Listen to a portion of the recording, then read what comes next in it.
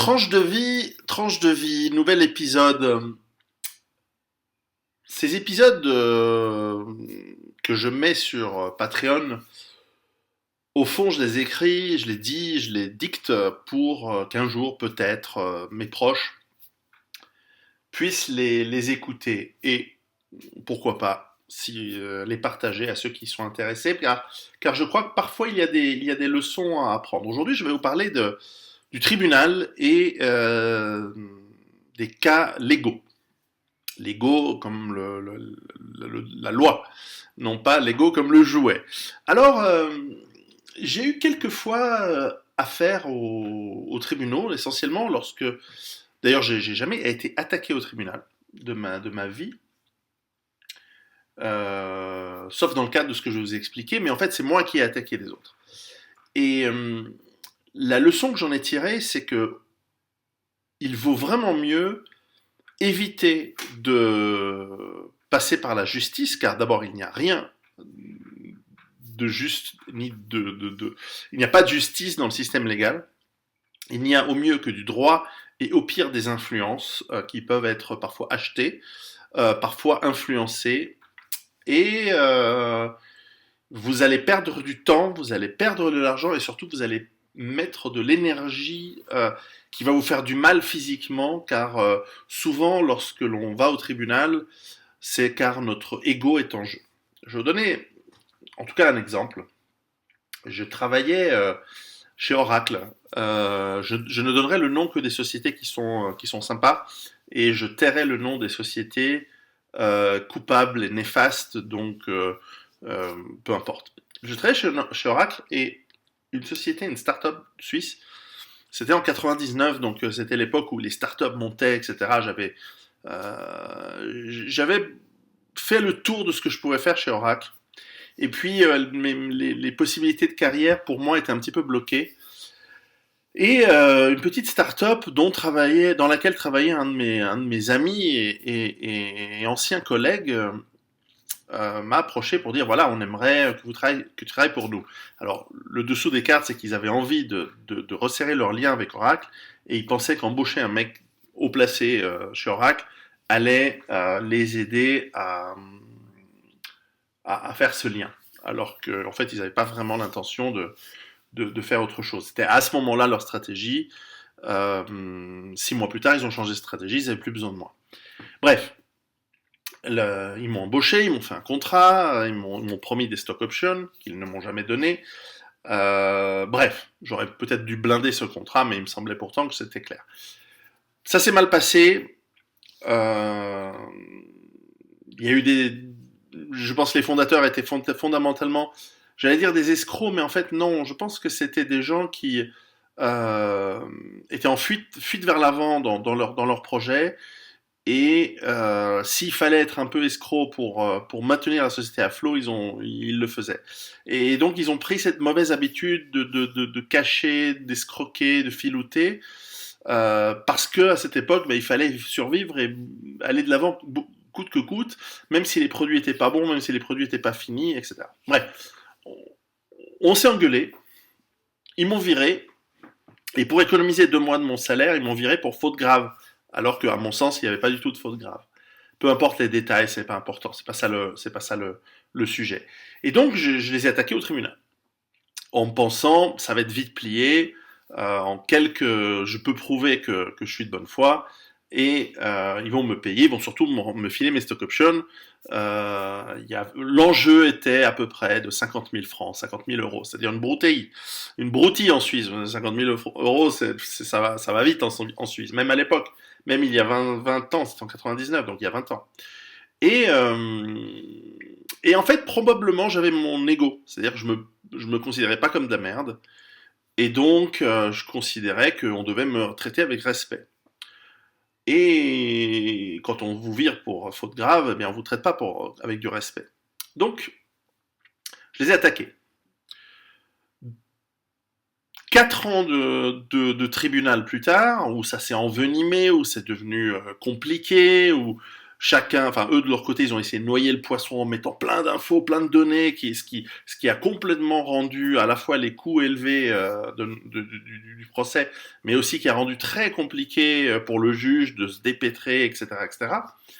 Euh, 100 000 balles ça m'a coûté 100 000 balles de frais d'avocat, cette histoire, et des frais de justice, etc. Donc pour récupérer 50 000 balles et surtout pour montrer que j'avais raison, j'ai dépensé 100 000 balles. Et sur 4 ans.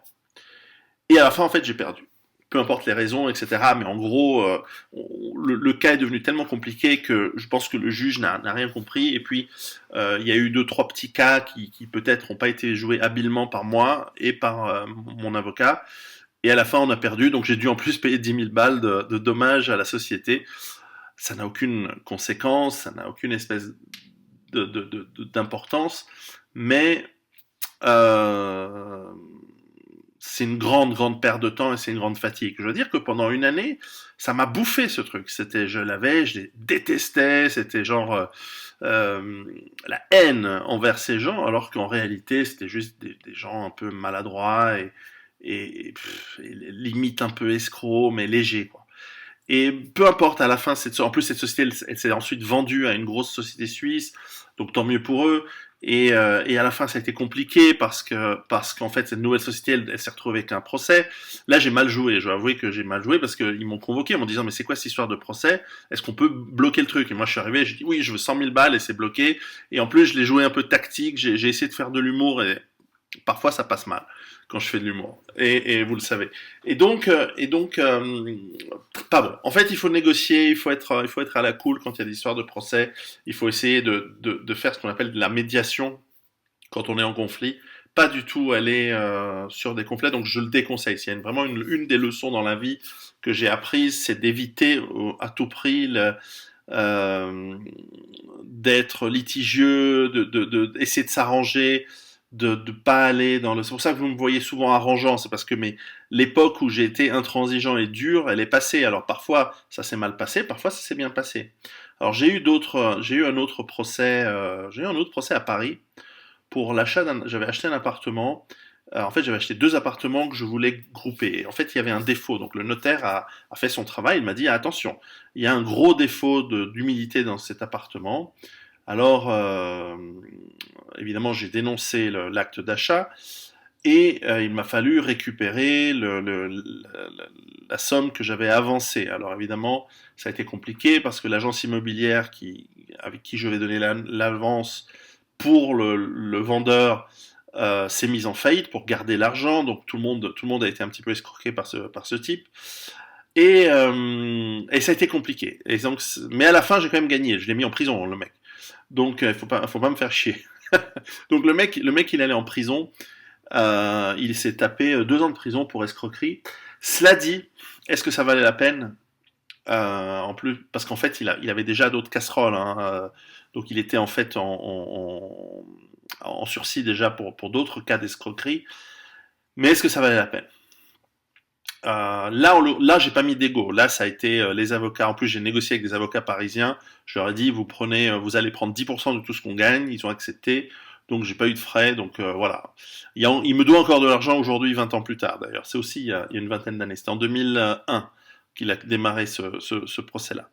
Mais enfin, j'ai gagné. La justice française m'a donné raison aujourd'hui. Je ne sais pas si je rentrerai dans ce genre d'approche. C'est vrai que je fais très attention où je mets les pieds et c'est le conseil que je donnerais de faire très attention à ne pas aller vous immiscer dans des problèmes légaux, dans des machins comme ça. Voilà. Éviter les problèmes légaux. En revanche, ça aussi c'est une leçon que la vie m'a apprise. Et il se trouve qu'une de mes très bonnes amies est mon avocate. Il faut dans la vie il y a des gens de confiance dans la vie qu'il faut avoir. Il faut avoir un banquier de confiance et il faut avoir un avocat de confiance. Et un avocat de confiance, c'est quelqu'un qui va vous dire, écoute, fais pas ce que tu voudrais faire. Au-delà du conseil intelligent et bien renseigné, un bon avocat, ça doit être un ami qui vous dit, ne viens pas dépenser de l'argent avec moi. Vous voyez ce que je veux dire? C'est un avocat qui vous dissuade d'aller dans le processus légal et qui sait te dire, écoute, ça vaut franchement pas la peine, laisse tomber. Perds de l'argent maintenant, mais tu te feras pas chier avec ta santé, tu te feras pas chier avec des notes d'honoraires, des frais de justice très, très élevés, etc. Il y a aujourd'hui, on le voit, des gens qui vivent et qui ont des stratégies pour des raisons politiques, mais aussi pour des raisons économiques, d'attaquer, de terroriser les gens par le système légal. Ces gens-là, en fait, nous devrions, si nous devons y faire face, y répondre par des moyens extrajudiciaires dont on ne peut pas expliquer évidemment sur Internet les tenants, les aboutissants. Mais enfin, vous comprenez qu'en réalité, un homme droit et digne doit pouvoir gérer aimablement, pacifiquement d'abord, plus si affinité après, les problèmes par d'autres moyens que la justice. Vous voyez que les gitans, ils gèrent les choses par les tribunaux. Bref, il y a un monde dans lequel on utilise le droit et je vous conseille d'éviter d'entrer là-dedans.